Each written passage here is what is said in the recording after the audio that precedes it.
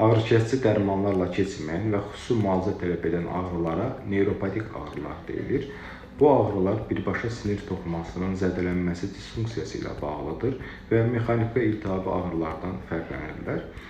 Belə ağrılar adətən qarışqa gəzmə, yanma, sancma, elektrik vurması, iynə batırma şəklində büruzə verir. Adətən gecələr daha çox artır. Bundan əlavə adi yüngül toxunduqda isti və soyuğun təsirindən şiddətlənmə olur.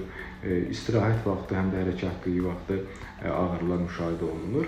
Bəs bu ağrıların səbəbləri nələrdir? Birincisi diabetik neyropatiyalardır.